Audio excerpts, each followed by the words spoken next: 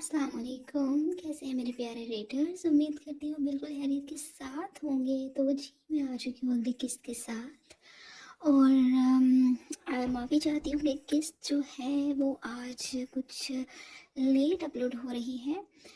लेकिन मेरी कोशिश होती है कि चलो डेली बेसिस पर अगर मैं एपिसोड नहीं दे रही तो एपिसोड जो है वो हर दूसरे दिन आप तक पहुँच जाए। तो आज भी जो है वो एपिसोड अपलोड हो जाएगी। तो फिर आप अपने राय का इज़हार कर दिया करें कमेंट सेक्शन में, वीडियो को लाइक करके बता दिया करें। क्योंकि पता नहीं मुझे तो अब राइटर्स की होती है कि हमें इतने कमेंट्स चाहिए, इतने लाइक्स चाहिए, तो जो है वो हम अगली एपिसोड देंगे। पर लिटरली मुझे तो एक भी कमेंट आ जाए या लाइक आ जाए, मुझे उससे भी बहुत मोटिवेशन मिल जाती है।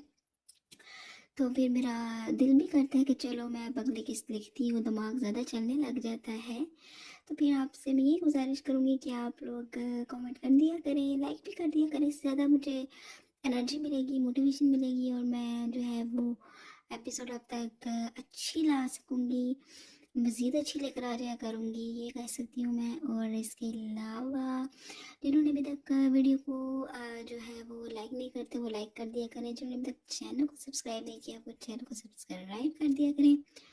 और जो इतना प्यार करते हैं, वीडियो को लाइक करते हैं, कमेंट करते हैं, उनका बहुत शुक्रिया। बहुत खुशी होती है दिल से। और अब हम अपने नॉवल की तरफ चलते हैं इस दुआ के साथ कि आप लोग जहाँ रहें खुश रहें और हंसते मुस्कुराते रहें, मुझे अपनी दुआ में याद रखें। ओके जी, अब हम इसकी तरफ चलते हैं। हर रंग थनक का तेरे नाम किस नंबर 20।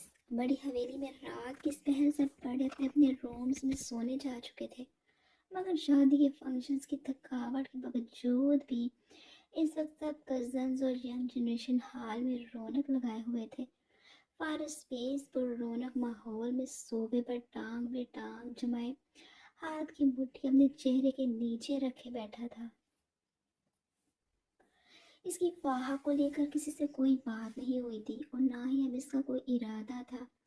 वो जोर जबरदस्ती करके उसे अपनी जिंदगी में शामिल नहीं करना चाहता था और इजहार करते करते वो अब थक रहा था। काफी दफा वो फाहस अपने एहसास और जज्बात की तौहीन करवा चुका था। अभी भी वो खुद को, अपने दिल को कोस रहा था जो इतनी जलालत के बावजूद भी सामने मौजूद सिंगल सोफे पर बैठी जरिश और बाकी कजिन के साथ बातों में लगी फाहा की तरफ हमक रहा था। निगाहें उसके चेहरे के तवाफ के बहाने ढूंढ रही थी, मगर फारिस बार बार खुद को इज्जत नफ्स के पाठ पढ़ाता अपनी निगाहों और दिल की लगामें कस रहा था। लान से हाल में आने के बाद खुद पर जब्त करता एक सरसरी सी निगाह भी फाहा पर नहीं डाल रहा था। इसकी मर्दाना ना इसे फाहा की तरफ बढ़ने से नहीं रोक रही थी, बल्कि वो अपनी हर कोशिश कर चुका था कि वो फाहा के दिल में मौजूद बदगुमानी को दूर कर सके, मगर वो इस सब में लगातार बुरी तरह फेल हो रहा था। इस वक्त वो शदीद बेबसी का शिकार था। अपनी थकी और उदास आंखों और चेहरे को अपने दोनों हाथों से मसलता, सर आ बढ़ता वो अपने जैकेट के पॉकेट से मोबाइल निकालकर इस्तेमाल करने लगा था। तभी आगल हानजादा जो कि रोशनी के दौरान किसी ज़रूरी काम से निकल गया था, वो भी फ्रेश होते इन सबको ज्वाइन कर चुका था। फारिस के साथ सोफे पर बैठते ही उसकी नजरें पा के साथ बैठी जरिश के चेहरे पर थी, जिसने उससे इसके आने पर एक गैर इरादी निगाह से ही बस नवाजा था। उस वक्त नाइट ड्रेस में मलबूस साफ सुथरे धुले चेहरे और सादा सरापे में भी बेहद पुरकशिश लग रही थी। आंखों के पास ब्राउन दिल हमेशा की तरह आहिल को अपनी तरफ मुतवज्जे करता बेचैन कर रहा था। आहिल के बैठने पर फारिस ने मोबाइल साइड पर रखे टेबल पर रखते अब अपनी तवज्जो और नजरें आहिल पर मरकूज की थी, जो जरिश को लगातार बगैर पलकें झुकाए घूरने में मसरूफ था। कुछ शर्म कर ले, जरिश को घूरते पाकर फारिस ने हर को शर्म दिलानी चाहिए थी। उसके लिए मेरे भाई तो ही काफी है। आहिल ने दो बदू बोलते फारिस के जले पर नमक छिड़का था, जिस पर फारिस उसे महज घूर कर रह गया। यार वैसे सच में हमसे अच्छा तो शहरियार निकला। मज़े से अपने रूम में अपनी बीवी के ساتھ مصروف ہے، اور ہم یہاں دسمبر کی ٹھنڈ میں محض دور دور سے دیکھتے اپنے جذبات کو تھپک تھپک کر سلا رہے ہیں۔ آہل نے بے شرموں کی طرح فارس کے ذرا قریب ہوتے اپنا نیا دکھ سنایا تھا۔ اس کی بات پر پیچھے کچن سے باہر آتے پانی پیتے ماہر کو زبردست قسم کا غوطہ لگا تھا۔ آہل اور فارس سمیت باقی سبھی چہرہ موڑ کر ماہد کو دیکھ رہے تھے، جو کھانس کھانس کر بے حال ہو رہا تھا۔ ایک تو یہ کمینہ ہر جگہ پہنچ جاتا ہے، آہل منہ بناتا زیر لب ماہد کو گالی سے نواز گیا تھا۔ فارس جو کہ شہریار کی بات پر آہل کو پوری طرح گھور بھی نہ سکا تھا، ماہد کے اتنے سیریس ری ایکشن پر اپنا چہرہ جھکائے مسکراہٹ چھپا گیا۔ ماہد آر یو کے؟ زرش پورے کنسرن سے ماہد سے پوچھتی اپنی جگہ سے اٹھتی ماہد تک آئی تھی، اور بے تحانی میں بھی ماہد کے بازو پر نازک ہاتھ رکھ چکی تھی، جبکہ زرش کے اتنے پیار پر آہل اپنی آنکھیں گھما کر رہ گیا تھا۔ زرش کے ہاتھ رکھنے پر اس زرش کو تو کچھ نہ کہہ سکا، البتہ ماہد کو گھور گھور کر بے حال کر رہا تھا، جس پر وہ بیچارہ بمشکل اپنے ہونٹوں کو تھوڑا پھیلاتا، زبردستی مسکراتا، نامحسوس انداز میں زرش کا ہاتھ اپنے بازو سے چھڑا گیا تھا۔ ہاں ہاں میں بالکل ٹھیک ہوں، مجھے بھلا کیا ہونا ہے، میں آتا ہوں تھوڑی دیر تک۔ آہل کے گھورتی نظر پر ماہد نے منظر سے غائب ہونا ہی بہتر سمجھا تھا۔ نظروں کے اس کھیل کو دور صوفے پر بیٹھی فہا نے بخوبی دیکھا تھا، اور جو بات سمجھ رہی تھی وہ ناقابل یقین تھی۔ آہل زرش کو لے کر اتنا کنسرن کیوں شو کر رہا تھا؟ پھر اسے اپنا وہم گردانتی اپنی سوچ پر نفی میں سر ہلاتے زرش کو اپنے پاس آتا دیکھ اپنی سوچوں کو جھٹکتے مسکرا گئی تھی۔ ابھی بھی دوبارہ صوفے پر فارس کے ساتھ آہل بھی دوبارہ صوفے پر فارس کے ساتھ جگہ بناتا بیٹھ گیا تھا۔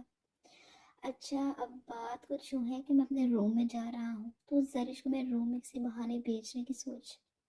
آہل کچھ وقت کے بعد فارس سے التجائی انداز میں گویا ہوا تھا، جو فارس کو التجا کم وہ کم زیادہ لگا تھا۔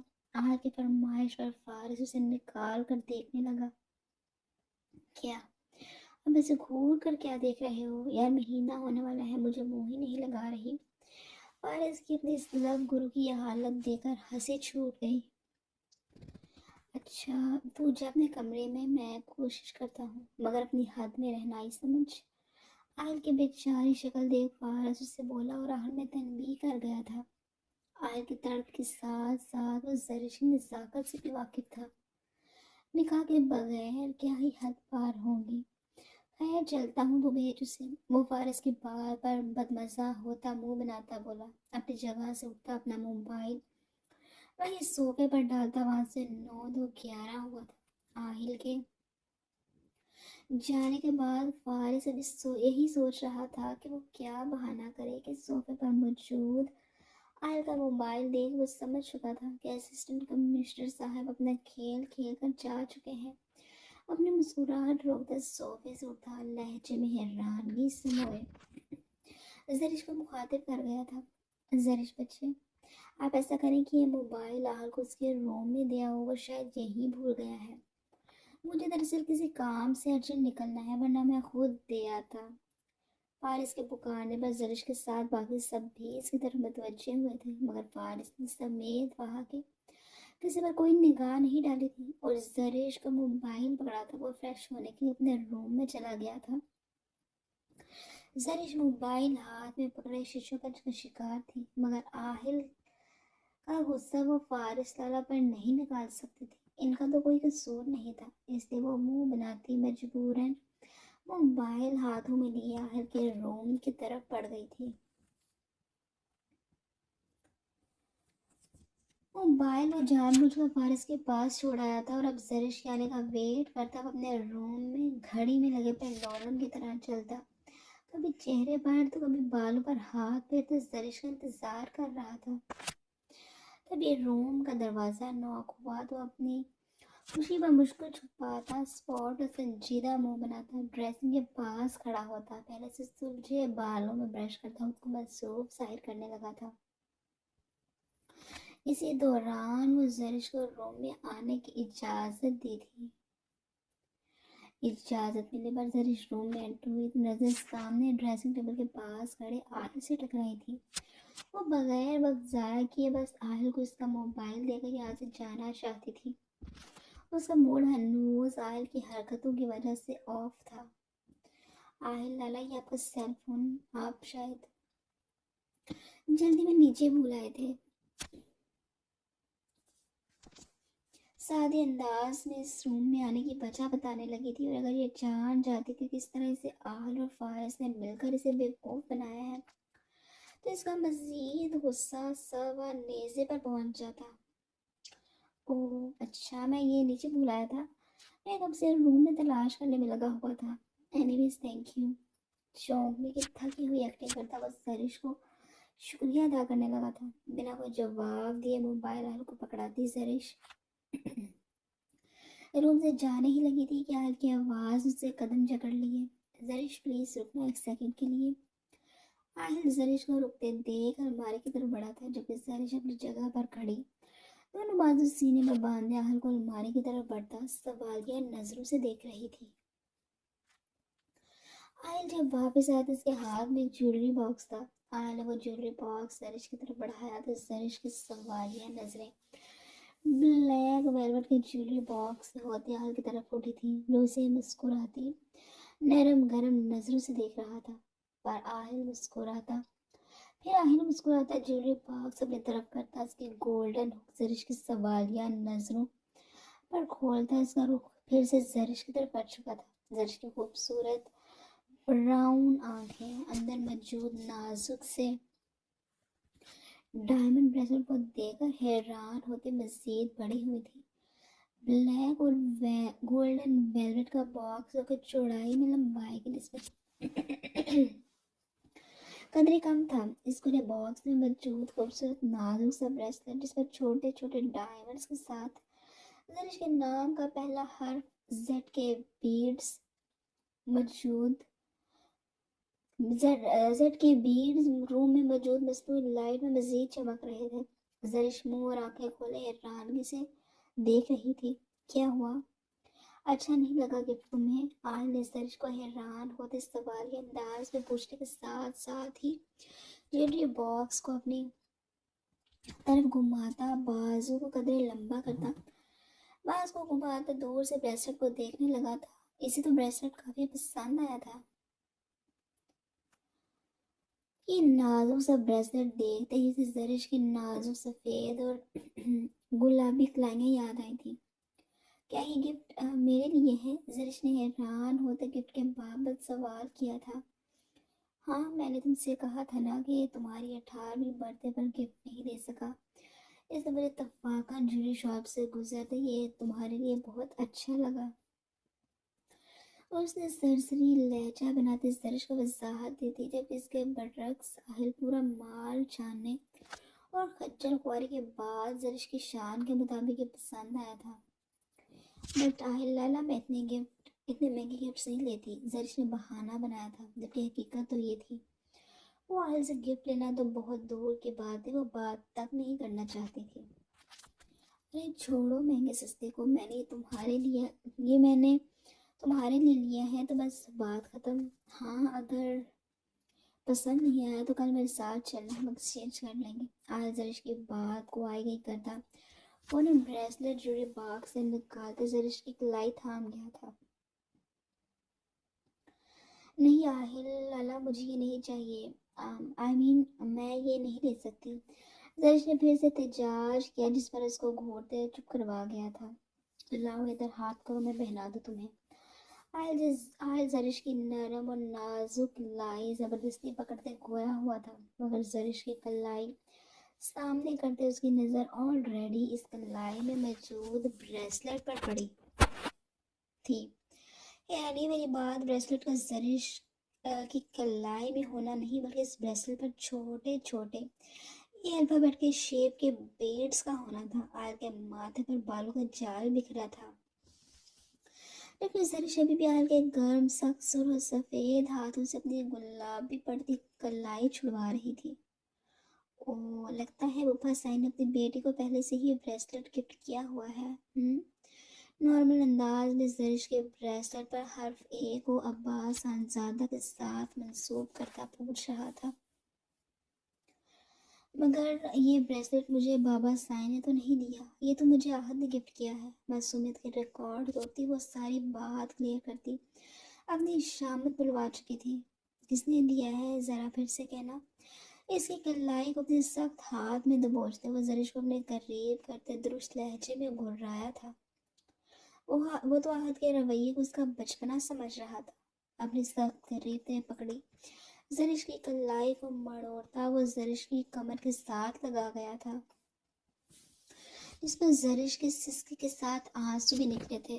او آہد کا دیا گفٹ نہ صرف تم نے لے لیا بلکہ اس وقت تمہاری کلائی میں بھی موجود ہے، مگر مجھ سے گفٹ لیتے تمہارے نخرے ہی ختم نہیں ہو رہے۔ آہل اپنے ہاتھ میں موجود بریسلٹ کو غصے سے اپنی مٹھی میں کبوتے زرش کو مزید اپنے قریب کر گیا تھا۔ مجھے آپ سے کوئی بات ہی نہیں کرنی اور نہ ہی آپ سے کوئی گفٹ لینا ہے۔ آپ ہر بار مجھے صرف ہرٹ ہی کرتے ہیں۔ لگاتار بہتی سرخ آنکھوں سے وہ سو سو کرتی آہل سے اپنی کلائی بھی چھڑوا رہی تھی اور ساتھ ہی اپنا دوسرا نرم و نازک سفید ہاتھ وہ آہل کے سینے پر رکھے اپنی اور اس کے بیچ فاصلہ بنانے کی ناکام کوشش کر رہی تھی۔ آہل کے سخت گرفت پر آنسو اس کے خوبصورت چہرے کو بھگونے لگے تھے۔ اپنی حرکت نظر نہیں آتے تمہیں؟ 1 مہینے سے تم مجھے اگنور کر رہی ہو، اور اب جب میں گدا ساری دکانیں چھان کر تمہارے لیے گفٹ لے کر آیا ہوں تمہیں مجھ سے اتنا گفٹ کیا بلکہ گفٹ ہی نہیں چاہیے۔ مگر نہیں زرش میڈم، گفٹ تو تمہیں لینا ہی ہوگا۔ بغیر اس کے آنسو کی پرواہ کیے اسے مزید سختی سے قریب کر گیا تھا، جبکہ زرش کی سسکیاں اور نوز جاری تھی۔ میں نے بھی کہا ہے نا مجھے آپ سے گفٹ نہیں چاہیے۔ آپ سب کچھ اپنی مرضی سے کرتے ہیں، پھر غصہ بھی خود کرتے ہیں، مجھے ہر بار ہرٹ بھی آپ ہی کرتے ہیں۔ زرش بھی روتے ہوئے گویا ہوئی تھی۔ وہ کچھ پل سرخ آنکھوں سے اسے دیکھتا رہا تھا، پھر اس کی کلائی کو چھوڑتا اگلا حکم دیا تھا، اتارو اسے اپنی کلائی سے۔ زرش کی سرخ پڑتی کلائی وہ آگے کرتا اسے حکم دے گیا تھا، نہیں اتاروں گی، کبھی بھی نہیں اتاروں گی۔ زرش بھی ضدی انداز میں بولتی اپنی آزاد کلائی پھر سے اپنے پشت پر لے گئی، لگاتار آنسو بہاتی مگر ضد میں بولتی بال کو مزید غصہ دلا چکی تھی۔ تمہارے تو اچھے بھی اتاریں گے۔ ہاں زرش کی طرف اس کے پشت پر موجود کلائی کو پکڑتا بریسلٹ کی زنجیر میں ہاتھ ڈالتا۔ وہ بریسلٹ کو توڑ چکا تھا، ٹک کی آواز کے ساتھ چین ٹوٹی تو ساتھ ہی ٹوٹے بریسلٹ کی چین زرش کی کلائی میں بری طرح کھپ گئی تھی۔ وہ استہزائیہ انداز میں مسکراتا ٹوٹے بریسلٹ کو زرش کی سوجی آنکھوں کے سامنے کرتا روم میں موجود ڈسٹ بن میں اپنی جگہ پر کھڑے دور سے اچھالتا پھینک چکا تھا۔ آپ کیوں کر رہے ہیں اس طرح میرے ساتھ؟ زرش آنسو بہاتی اپنی سرخ ہوتی ہلکا سا کٹ لیے کلائی کی مٹھی کو بند کرتی تو اسے ہاتھ کے پشت سے سختی سے اپنے بہتے آنسو صاف کرتی آل سے وجہ پوچھنے لگی تھی۔ اچھا چلو اب بس کرو، اس میں اتنا رونے والی کوئی بات نہیں ہے، نہ تم ضد کرتی اور نہ یہ سب ہوتا۔ زرش کو اتنا روتا دیکھ کر آل کے دل کو کچھ ہوا تھا، اس لیے اب کی بار نرمی سے اسے تھامتے اپنے قریب کر گیا تھا، پھر زرش کی وہی کلائی پکڑتے اپنے لایا ہوا بریسلٹ اسے پہنانے لگا تھا۔ اب یہ تمہاری کلائی سے اترنا نہیں چاہیے، انڈرسٹینڈ؟ اسے بریسلٹ پہناتے نرمی سے اس کے ہاتھ کے پشت سے ہلاتے ہوئے اسے وارن بھی کر رہا تھا، اتار دوں گی میں، مجھے آپ سے کوئی گفٹ نہیں چاہیے۔ ضدی بچے کی طرح اپنی کلائی چھڑواتے کہا تھا، مگر آہل کی اس کے ہاتھ پر گرفت اتنی بھی نرم نہیں تھی۔ پھر زرش میڈم، اس کے بعد جو تمہارا حال میں کروں گا نا وہ تم ساری عمر یاد رکھو گی۔ اپنی ہاتھ کی مٹھی بناتا وہ ضبط سے بولا تھا، یہ لڑکی اس کے صبر کے سارے امتحان آج ہی لے رہی تھی، مگر میں زرار لالا اور بابا سے آپ کی شکایت کروں گی، آپ مجھے ہمیشہ بری طرح ٹریٹ کرتے ہیں۔ زرش نے بڑے مان سے اپنے بھائی اور والد کی دھمکی لگاتے ہوئے آہل سے کہا تھا۔ اس کی دھمکی کے ساتھ ہی آہل کا خوبصورت کہا بھی کمرے کے در و دیوار میں گونجا تھا۔ ضرور میری جان، کیوں نہیں، پھر تمہارے زرار لال اور بابا سائیں میری اور تمہاری شادی کروا دیں گے۔ عالم بمشکل اپنے کہے کا روکتے اس کے براؤن بالوں کے چہرے پر آتی لٹو کو کان کی پیچھے اور استر سے نتیجے سے واقف کرایا تھا۔ مجھے شادی تو کرنی ہی نہیں، اور آپ سے تو بالکل بھی نہیں کرنی، آپ مجھے صرف ہرٹ کرتے ہیں۔ معصومیت سے ایک اور شکایت کی گئی تھی۔ شادی کے بعد صرف پیار کروں گا، پھر چلے گا؟ آہل اپنی مسکراہٹ دباتا اب اسے لالچ دے رہا تھا، مگر زرش کی اگلی بات اس کا غصہ اود کر واپس آیا تھا۔ نہیں، میں آہد محد کسی سے بھی شادی، بکواس بند کرو۔ تمہارا لحاظ کر رہا ہوں، اس کا مطلب یہ نہیں کہ تم سر پر چڑھ کر ناچنے لگو گی۔ خبردار، اب اگر مجھے تم ان کے ساتھ نظر بھی آئی تو اگر پچھلے 1 مہینے سے تم مجھ سے بھاگ رہی ہو تو اس وجہ سے کہ میں تمہیں ایسا کرنے کا موقع دے رہا ہوں، اس لیے میری ڈھیل کا ناجائز فائدہ مت اٹھایا کرو۔ آپ جاؤ یہاں سے، یہ نہ ہو اب میں کچھ ایسا کروں کہ تم اسے بھاگنے کے ساتھ ساتھ شرماتے بھی پھرو۔ سکھ شہرا لیے اس کے خوبصورت براؤن آنکھوں کے پاس موجود موٹے براؤن تل کو اپنے سخت اور گرم انگلی سے سہلاتے وارن کرنے کے ساتھ ساتھ اسے چھوڑتا 2 قدم پیچھے ہوا تھا۔ لیکن زرش لگاتار روتی دھوتی سرخ چہرہ لیے بھاگتی ہوئی کمرے سے غائب ہوئی تھی۔ اس کا بھی کچھ جلد کرنا پڑے گا۔ آئین خانزاد اپنے کان کی لو کو مسلتا بڑبڑاتا ہوا پرسوچ انداز میں واش روم کی طرف بڑھ گیا تھا۔ کھڑکی سے چھن کر آتی سورج کی کرنیں ماہ کے چہرے پر پڑتی شہریار کو مزید بے چین کر رہی تھی۔ شہریار نہیں جانتا تھا وقت کیا ہوا ہے، اس کا سارا دھیان اس وقت اپنی پناہوں میں سوئی ماہ کے پرسکون چہرے پر تھا، جس وقت اس کی شرٹ میں ملبوس دنیا جہاں سے بے خبر نیند کی وادیوں میں گم تھی۔ شہریار نے بھی اس کو تنگ نہیں کیا تھا، جو اس وقت اس کی شرٹ میں ملبوس دنیا جہاں سے بے خبر نیند کی وادیوں میں گم تھی۔ شہریار نے بھی اس کو تنگ نہیں کیا تھا، جانتا تھا کہ میڈم سونے سے پہلے اچھا خاصا روب ڈالتے خود سے دور رہنے کا کہتی سوئی تھی، کہ شہریار اپنی منمانیاں کرنے کے بعد اس کی دھمکی پر مسکراتا شرافت سے ہاں میں سر ہلا گیا تھا۔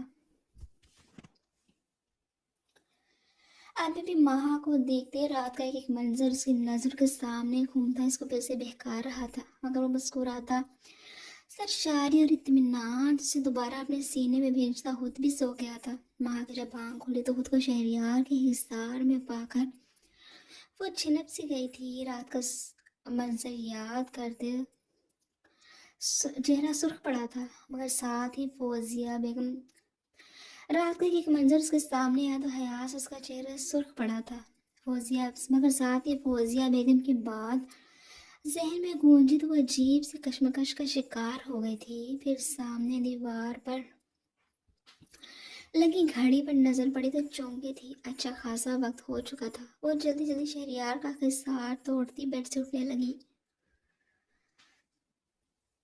کہ نظر اپنے حلیے پر پڑی تو خود کو گردن تک کمفرٹر میں چھپا گئی تھی۔